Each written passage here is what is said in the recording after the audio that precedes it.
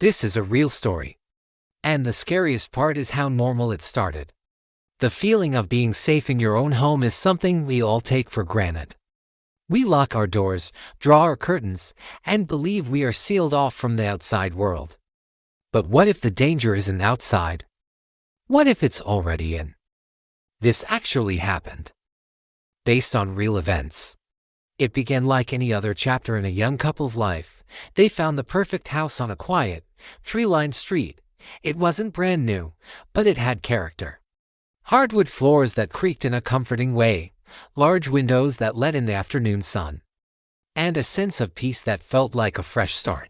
The first few weeks were a blur of unpacking boxes, arranging furniture, and dreaming about the future.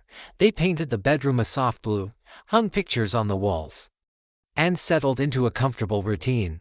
The neighborhood was friendly, the commute was easy, and the house felt like a sanctuary. Every night, they'd lock the front door, turn off the lights, and sleep soundly, feeling completely secure. Nothing felt wrong. Everything seemed perfect. Then, little things started to happen. Things so small you dismiss them immediately. A half-eaten carton of milk left on the counter that neither of them remembered opening. Keys not being exactly where they were left. A book on the nightstand, placed spine up instead of spine down. They'd ask each other, "Did you move my keys?" Or "I thought we finished that loaf of bread." The answer was always no, followed by a shrug. It was easy to blame it on forgetfulness, on the stress of a new home, on simple human error. The bathroom light would be on in the morning, even though they were sure they'd turned it off. A closet door left slightly ajar. Each instance was a tiny, insignificant mystery, easily explained away. "It's just a trick of the mind," they told themselves. An old house settling. Nothing to worry about.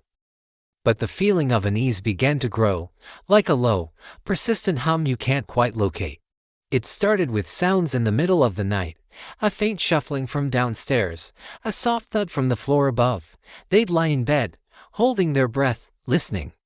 The house would fall silent again, and they'd convince themselves it was just the pipes, or a branch scraping against the roof.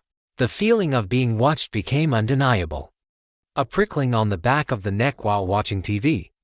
A sudden chill in an empty hallway. One evening, while looking for old photo albums, they went up to the attic.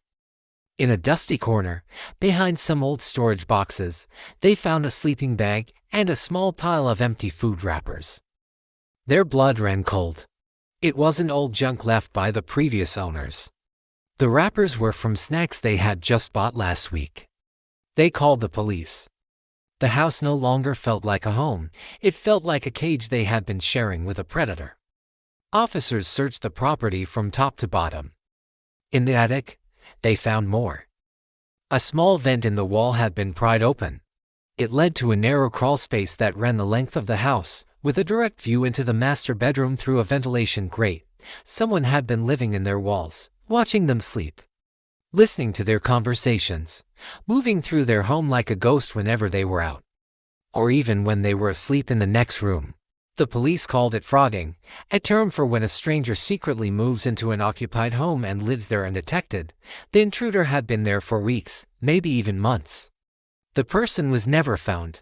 They were gone, vanished as quietly as they had arrived, leaving behind only the chilling evidence of their presence and a family's shattered sense of security.